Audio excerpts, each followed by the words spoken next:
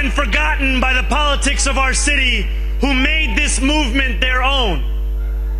I speak of Yemeni bodega owners and Mexican abuelas, Senegalese taxi drivers and Uzbek nurses, Trinidadian line cooks and Ethiopian aunties. Yes, aunties. To every New Yorker in Kensington and Midwood and Hunts Point, know this. This city is your city, and this democracy is yours too. This campaign is about people like Wesley, an $11.99 organizer I met outside of Elmhurst Hospital on Thursday night. A New Yorker who lives elsewhere, who commutes 2 hours each way from Pennsylvania because rent is too expensive in this city. It's about people like the woman I met on the BX 33 years ago, who said to me, I used to love New York, but now it's just where I live. And it's about people like Richard, the taxi driver I went on a 15-day hunger strike with outside of City Hall, who still has to drive his cab 7 days a week. My brother, we are in City Hall now.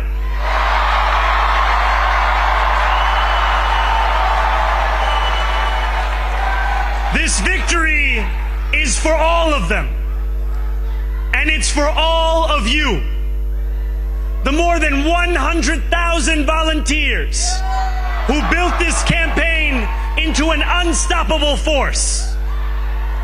Because of you, we will make this city one that working people can love and live in again.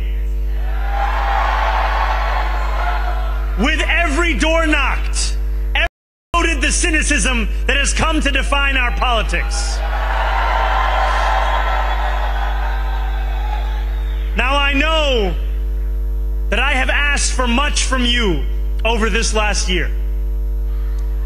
Time and again, you have answered my calls. But I have one final request. New York City, breathe this moment in. We have held our breath for longer than we know. We have held it in anticipation of defeat. Held it because the air has been knocked out of our lungs too many times to count. Held it because we cannot afford to exhale. Thanks to all of those who sacrificed so much, we are breathing in the air of a city that has been reborn.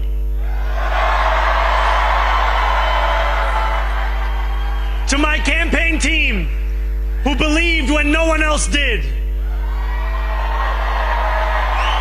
and who took an electoral project and turned it into so much more, I will never be able to express the depth of my gratitude. You can sleep now.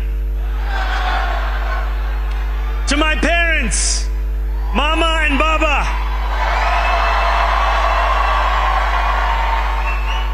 you have made me into the man I am today. I am so proud to be your son. And to my incredible wife, Rama,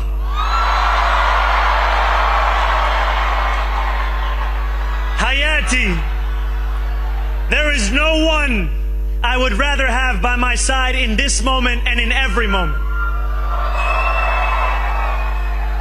To every New Yorker, whether you voted for me, for one of my opponents, or felt too disappointed by politics to vote at all, thank you for the opportunity to prove myself worthy of your trust.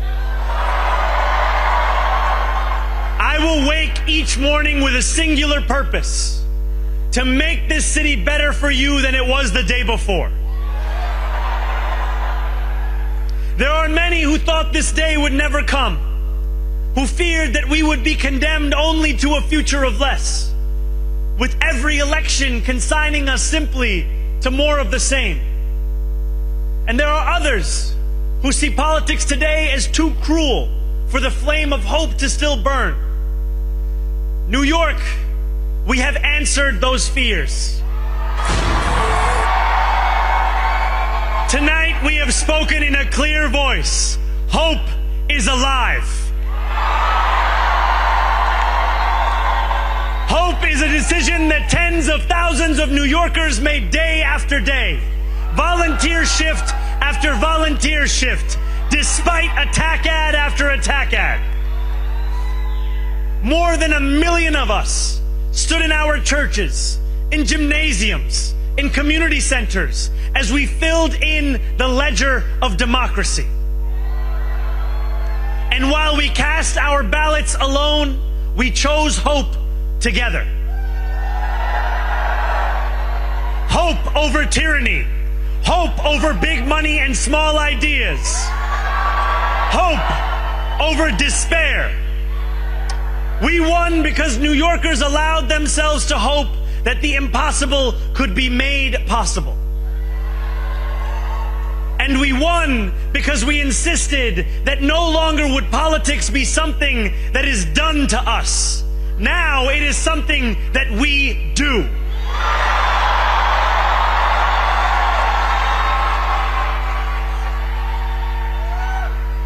Standing before you, I think of the words of Jawaharlal Nehru. A moment comes but rarely in history when we step out from the old to the new, when an age ends and when the soul of a nation long suppressed finds utterance. Tonight we have stepped out from the old into the new. So let us speak now with clarity and conviction that cannot be misunderstood about what this new age will deliver and for whom. This will be an age where New Yorkers expect from their leaders a bold vision of what we will achieve, rather than a list of excuses for what we are too timid to attempt. Central to that vision will be the most ambitious agenda to tackle the cost of living crisis that this city has seen since the days of Fiorella LaGuardia.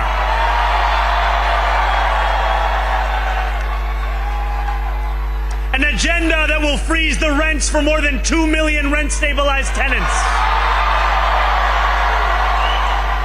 Make buses fast and free. And deliver universal child care across our city. Years from now, may our only regret be that this day took so long to come. This new age will be one of relentless improvement. We will hire thousands more teachers. We will cut waste from a bloated bureaucracy. We will work tirelessly to make lights shine again in the hallways of NYCHA developments where they have long flickered. Safety and justice will go hand in hand as we work with police officers to reduce crime and create a department of community safety that tackles the mental health crisis and homelessness crises head on. Excellence will become the expectation across government, not the exception. In this new age we make for ourselves, we will refuse to allow those who traffic in division and hate to pit us against one another. In this moment of political darkness, New York will be the light. Here, we believe in standing up for those we love. Whether you are an immigrant, a member of the trans community, one of the many black women that Donald Trump has fired from a federal job, a single mom still waiting for the cost of groceries to go down, or anyone else with their back against the wall, your struggle is ours too. And we will build a city hall that stands steadfast alongside Jewish New Yorkers and does not waver in the fight against the scourge of anti-Semitism. Where the more than 1 million Muslims know that they belong. Not just in the 5 boroughs of this city, but in the halls of power.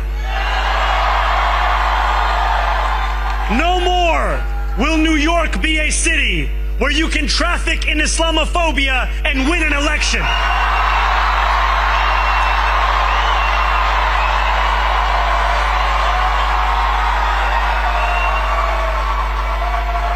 This new age will be defined by a competence and a compassion that have too long been placed at odds with one another.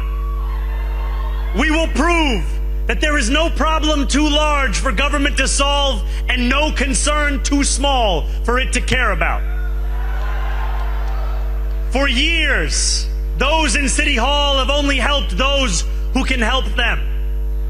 But on January 1st, we will usher in a city government that helps everyone.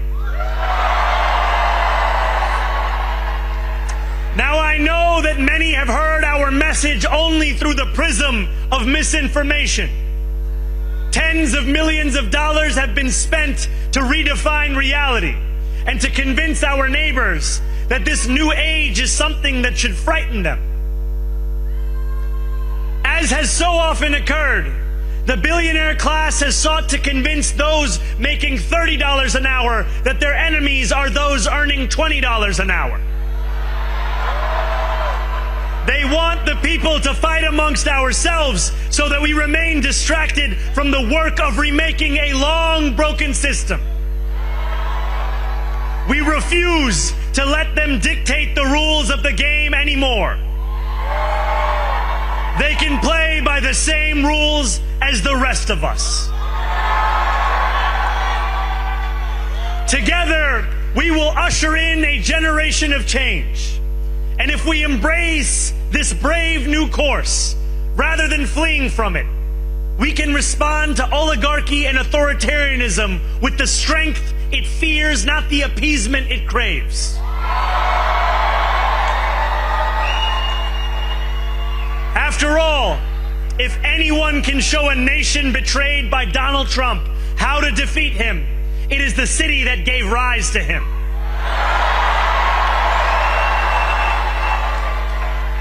And if there is any way to terrify a despot, it is by dismantling the very conditions that allowed him to accumulate power.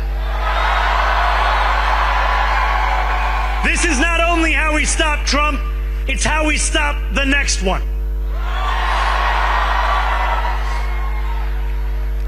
So Donald Trump, since I know you're watching, I have 4 words for you. Turn the volume up.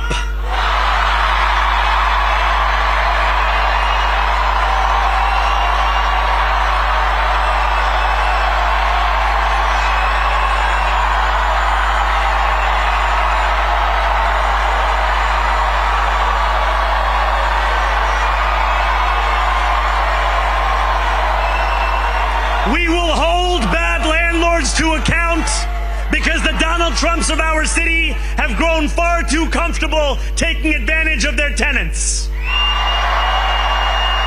We will put an end to the culture of corruption that has allowed billionaires like Trump to evade taxation and exploit tax breaks.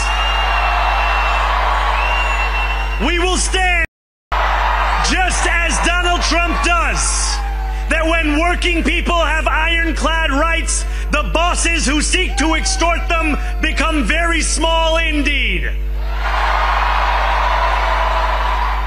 New York will remain a city of immigrants, a city built by immigrants, powered by immigrants, and as of tonight, led by an immigrant.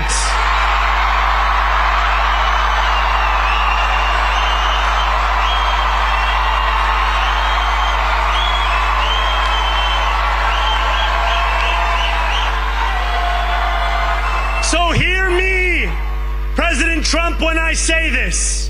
To get to any of us, you will have to get through all of us.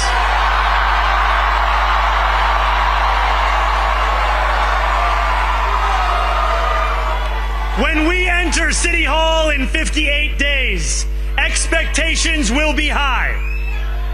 We will meet them.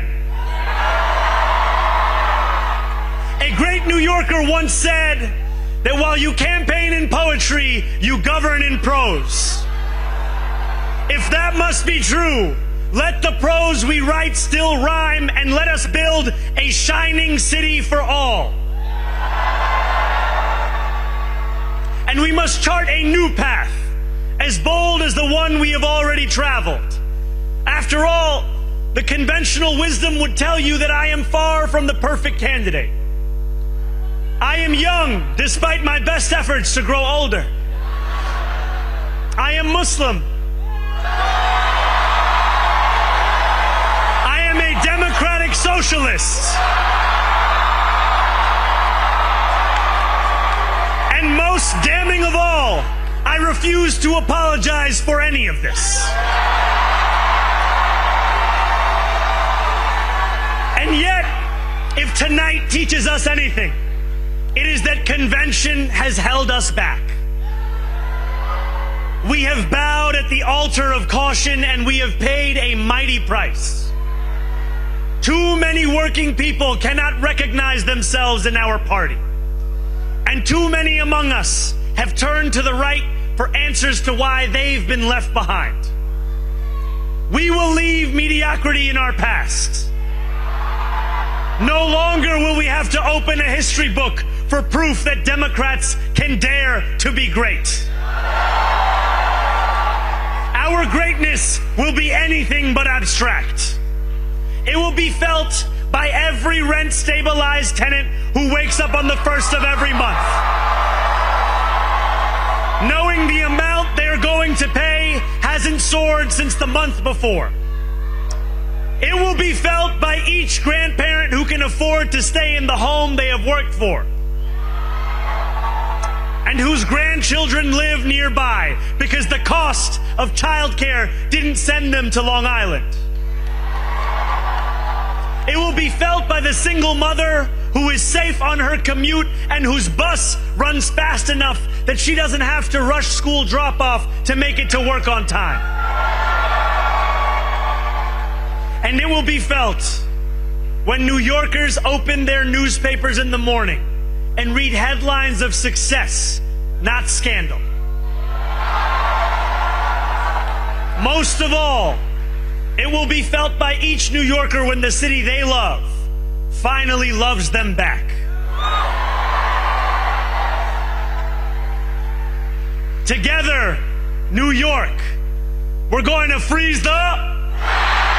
Together, New York, we're going to make buses fast and... Together, New York, we're going to deliver universal... Let the words we've spoken together, the dreams we've dreamt together, become the agenda we deliver together.